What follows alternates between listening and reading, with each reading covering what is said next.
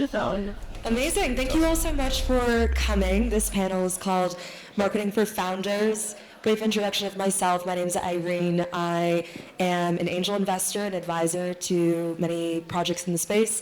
Previously, I was head of strategy at Layer Zero and also one of the venture partners at Bain Capital Crypto. I work with a lot of founders who struggle with the exact challenges that we're talking about today. I actually was originally an engineer when I joined my first crypto project, and so I've gone through the whole evolution of perhaps discounting the merits of investing resources and time into storytelling, all the way now over to believing very strongly in this as one of the core strategies and areas for first principles thinking in building your project. So why don't we each introduce yourselves and mention the organization you come from and how you work with founders. I'm CJ Hunsinger. I'm head of platform at Galaxy Ventures. I've been there for about 3.5 years, and basically in my role, I help our portfolio companies and their founders with their communications, messaging, marketing, press, content, thought leadership, effectively like brand building through language and word choice and storytelling. And I also do that for the Galaxy Venture brand itself, so our own content, comms, thought leadership, marketing, events, et cetera, et cetera. My name is Julie Mosler. I run marketing at CoinFund. CoinFund's a 10-year-old investment firm in crypto. And I built out a go-to-market advisory there and have our head of content here too, Cam Thompson. And we partner with our founders to think through everything from positioning in really early stages to building that founder brand and company brand and the difference between the two. And then I also think about the brand for our CoinFund firm itself.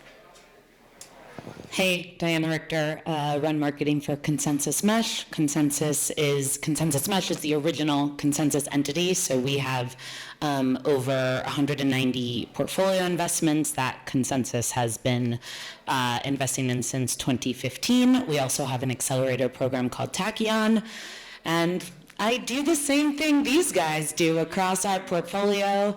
We have also incubated a ton of companies over time, including Gitcoin, Gnosis, MetaMask was an incubated project. So provide advice to incubated projects, work really closely with founders in the Tachyon cohorts, and work on the Consensus Mesh brand and the Tachyon brand and go to market there.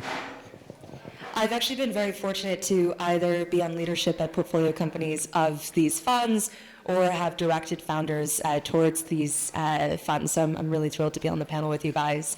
I want to start by asking about the most common misconceptions that founders have when they take that first call with you. I think when founders are raising venture rounds, they often want to have a fund that has a platform team or a marketing expert on their team, and maybe in their mind see that as some silver bullet for solving all of their marketing problems. And I've been in those first calls when they hop on with one of these guys, and I see the breakdown of a lot of these misconceptions instantly. Could you talk about maybe that first touch point with founders and what you identify?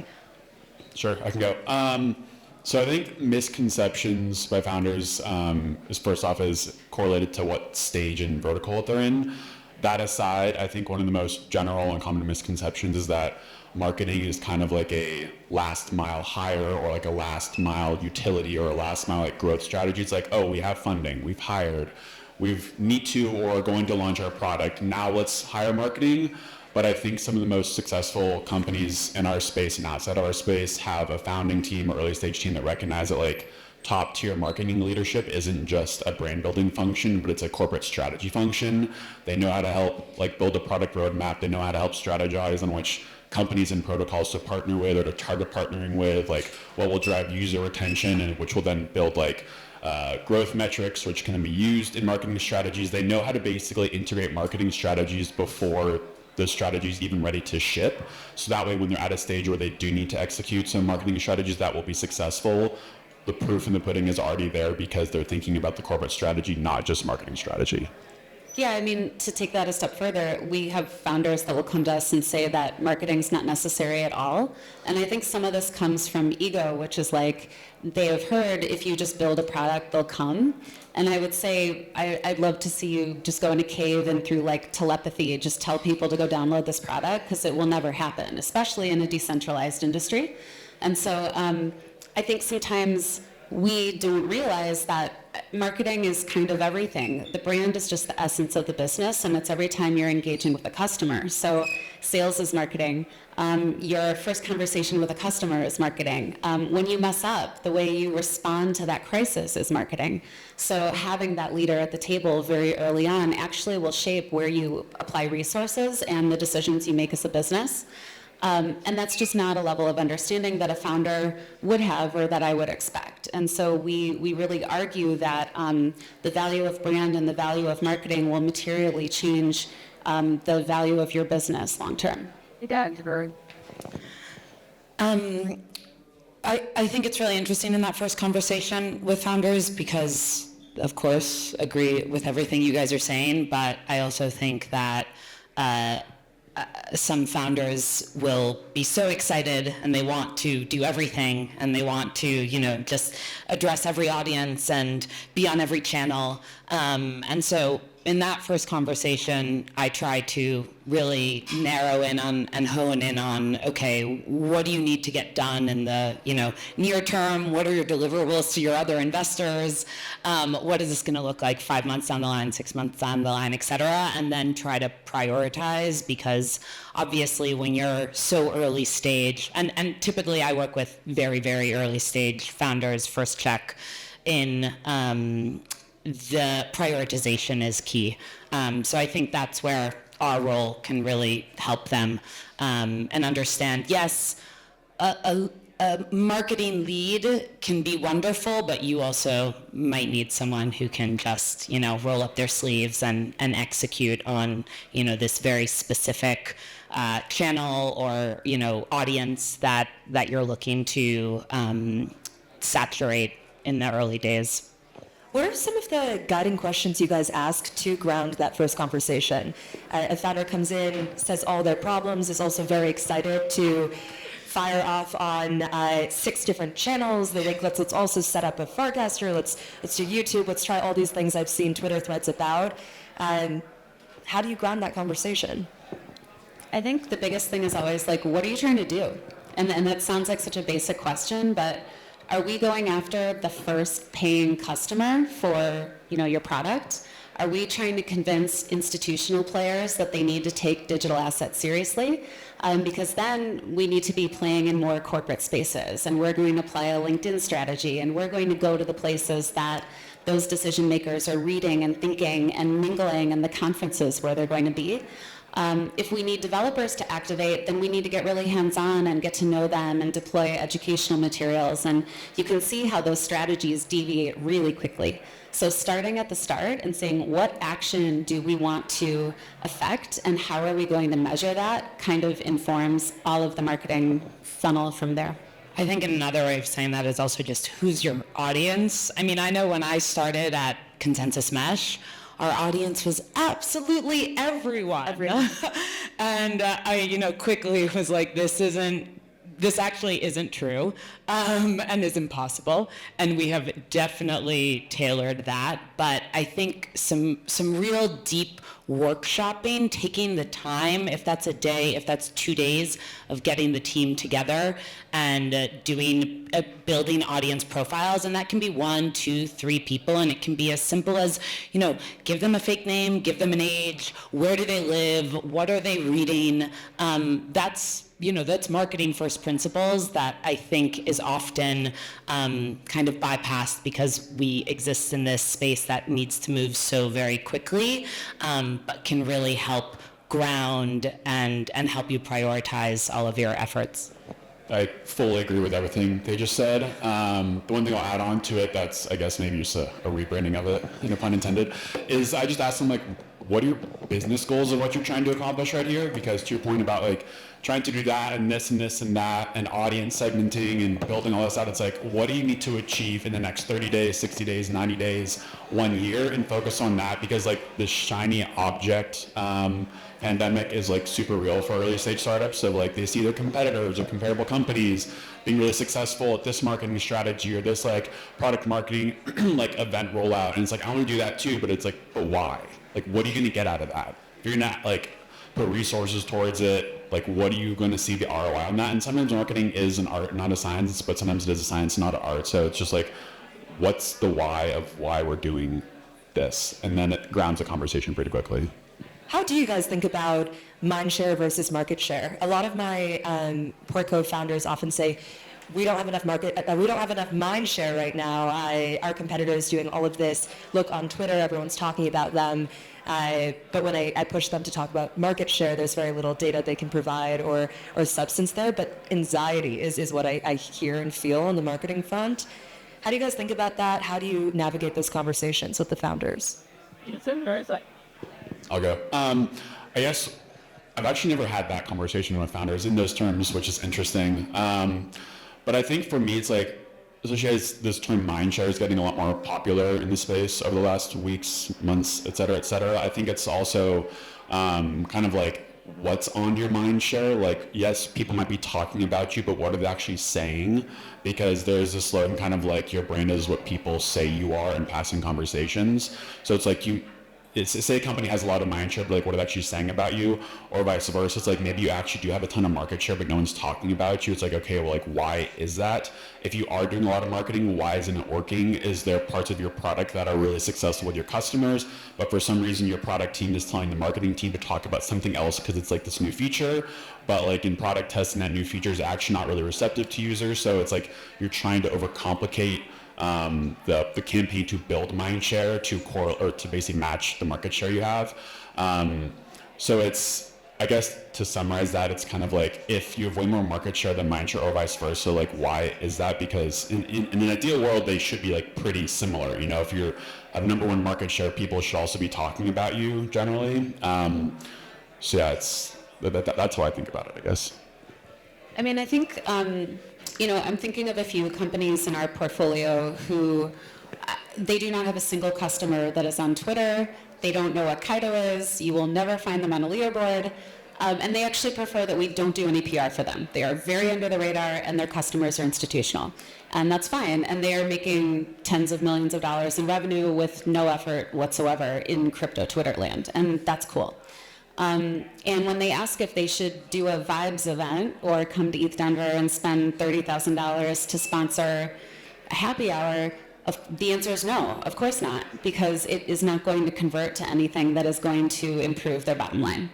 And so on the flip side, there are a lot of community-driven tokens, protocols, like the kinds of things where actually vibes really matter. It's an ecosystem that you want to build in, and you do benefit by feeling good and meeting people here that you can build a community around.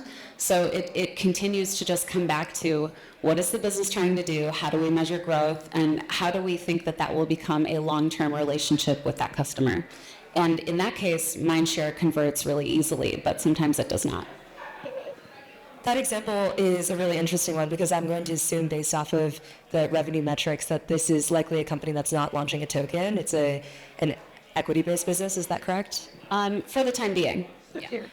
One of the questions I get a lot from founders is, okay, well, I'm probably going to launch my token in the next 6 months, but I'll be honest, I also don't know if we found product market fit. So I'm trying to speak to different audiences. We're trying to get users, but also like we have to TGE this year at the market's amazing, Irene, which then leads to a very disjointed map of people you're speaking to. And I also think in preparation for a token launch, is it vibes that you're trying to target? There's a lot of unknowns there. How have you guys assisted founders through that process? Have you helped founders think about marketing and hires and strategy pre and post TG, and what are the learnings from that?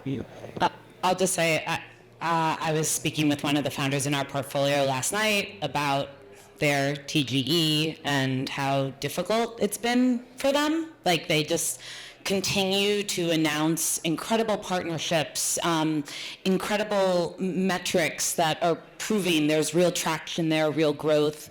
They don't feel like they've necessarily fully unlocked product market fit, but they're getting closer, and yet it's not represented or reflected whatsoever in their token.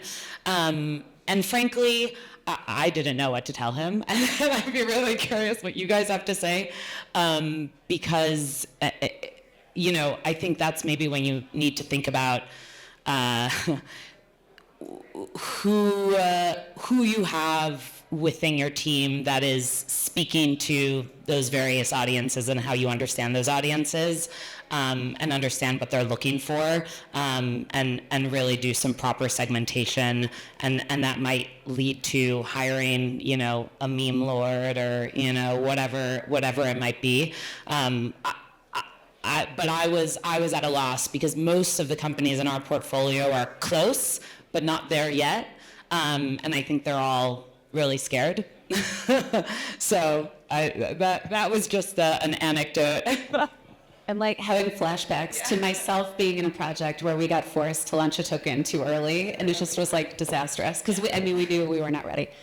Anyway, I guess I'm kind of reflecting on, our firm has thought a lot about meme coins recently, and our president has launched a meme coin, as has the first lady, and the culture has just changed tremendously around buying a token, and not just buying into the hype, but as a sense of identity, as a sense of excitement, or maybe showing that you yourself are part of this group in a way that, unless you were like truly an insider a year ago, you probably just were not purchasing in that way.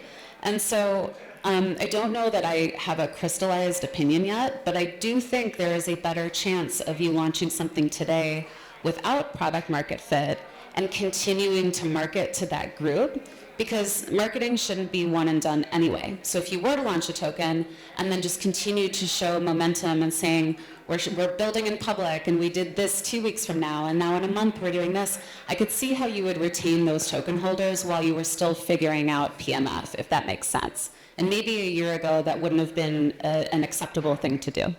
Everything else, right? No. It is crazy, I agree. Yeah, it's a tough question, because I think the interesting part about marketing in our industry is like you see all the token prices of projects, and so when things are going up and a token hasn't been there, or a project hasn't been their TGE yet, it's obviously very tempting for them to be like, okay, like hit the gas pedal, the time to go is now.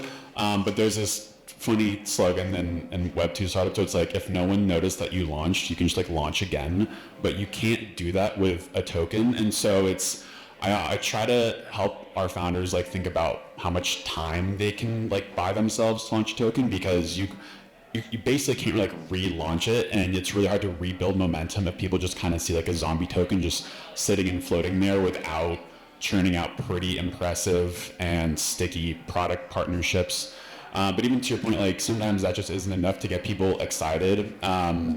So it really, a lot of my questions always just come back to like, why are you doing this now? Like, can you do this in 9 months?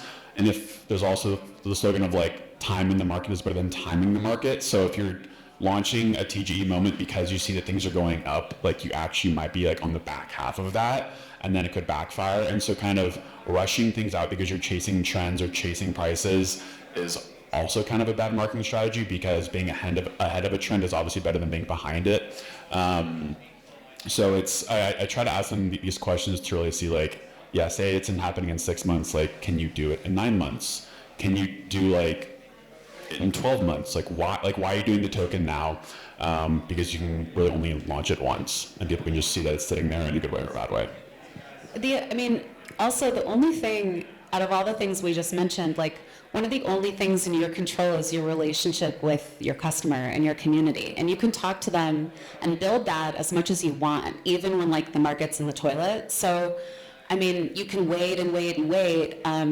We have seen companies that feel so ready, and then they like gear up and they bring in their partners to launch their token, and they discover that it's going to cost them like almost $1 million to launch their token because of all the partners and the listing fees and everything else. And so I think that will change too over time, but there are things you can control and things you can't. And so the more that you invest in these organic relationships and like bonds with your customers, which can come in like very surprising places, it kind of is like a counterbalance between the swings of the market and maybe some of the extortionism going on from partners that you need to do these things.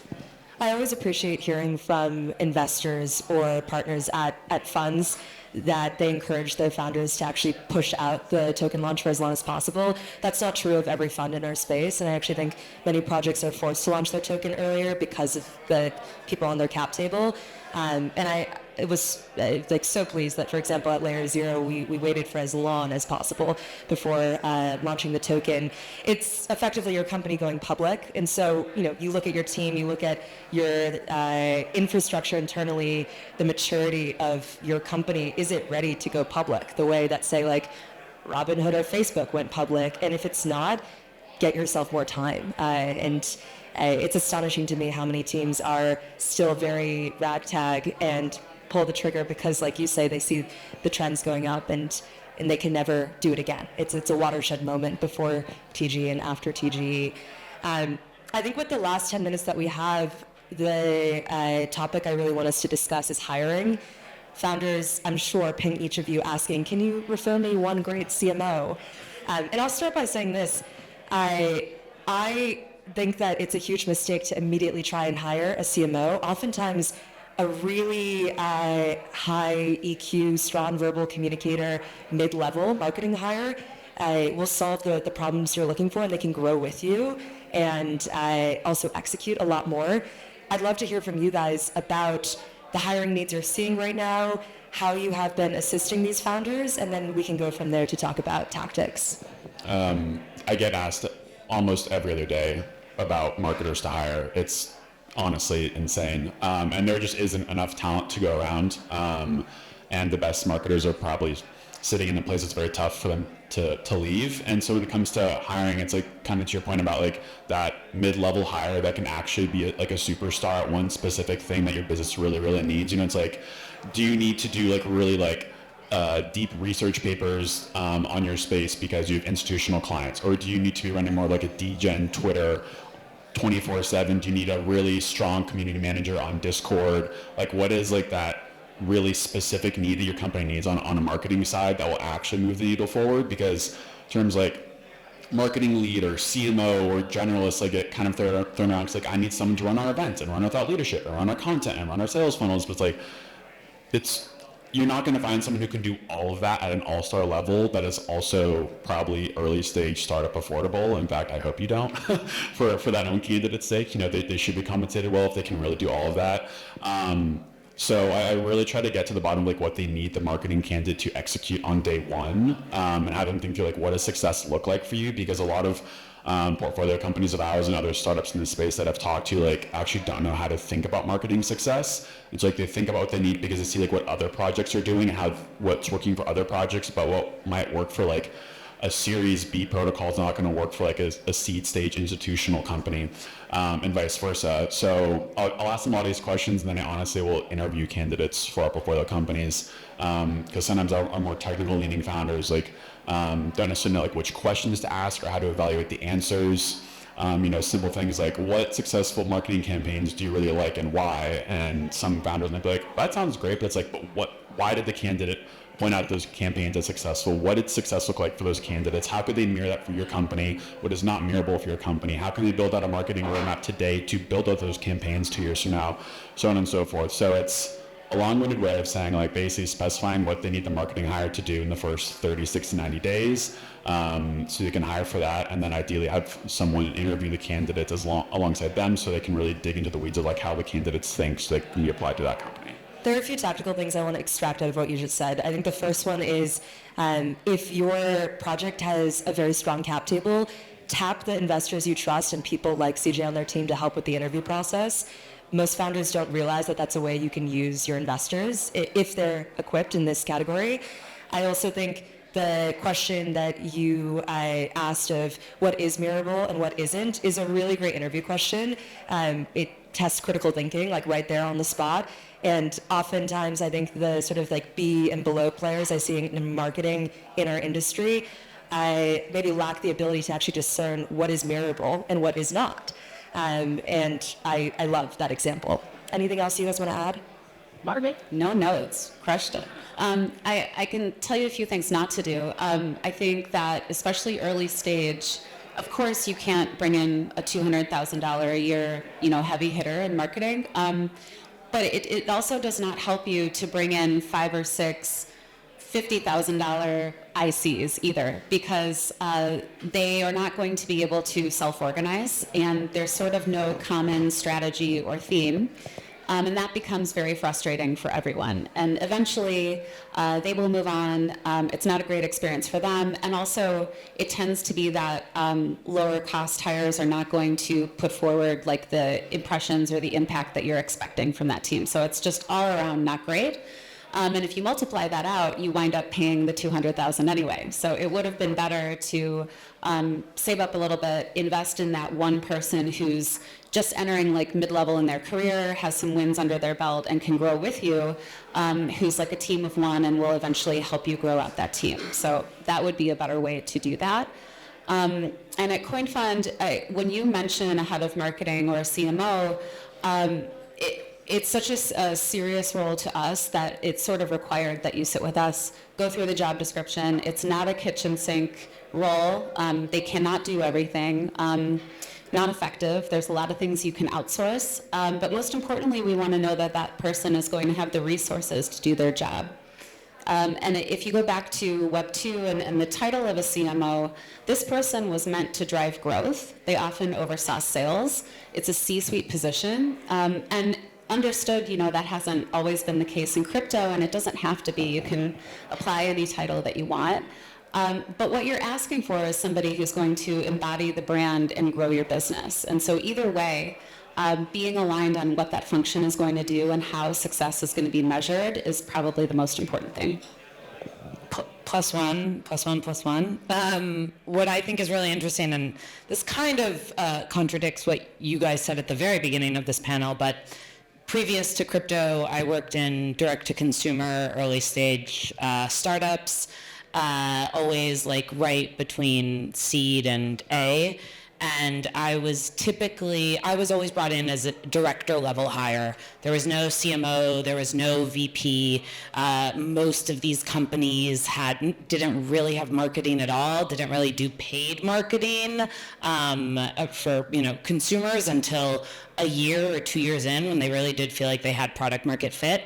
And then, once we got to our B and then we got to our C, we brought on the CMO. And so I think that as great and wonderful as it is to have someone who can think with you as a founder strategically about your brand and your mission and how you want to present yourself in the market in the long term, that's probably quite difficult to achieve, especially at the salary that you might be coming in on, unless you happen to be really, really lucky, which is wonderful. But so as a result, I agree with you guys that I think if you can just really focus on what is your immediate need, where do you need a rock star right now, and think more about who that person is. I mean, it's textbook hiring, right? But like, how are they going to fit into your culture in the long term? How can they grow into the role and in other functions? And that has been much more successful for all of our portfolio companies across the board. So if I can extract some tactical pieces of advice here, I think, like we said at the very beginning of the panel, start by asking the questions of what are the business objectives here? What do we actually need to get done? And from there, the actions you're trying to affect, whether internal or external, then build out the mission critical or P0 skill set for that first hire, rather than starting with, here's our dream CMO at this Series B company, how do we get them? I think that's great. I also loved what you said about a ton of maybe lower paid contractors. I also see a lot of founders try and do a hodgepodge of agencies or part-time contract work as a way to fill in or replace what would be an investment in a long-term hire. And I see, those are the same founders who are usually juggling a lot, and it's expensive too on their time and their context switching. So taking this hire very seriously, like you said, you always do at CoinFund, will pay dividends in the long run. Treat it like one of your most important smart contract hires, for example.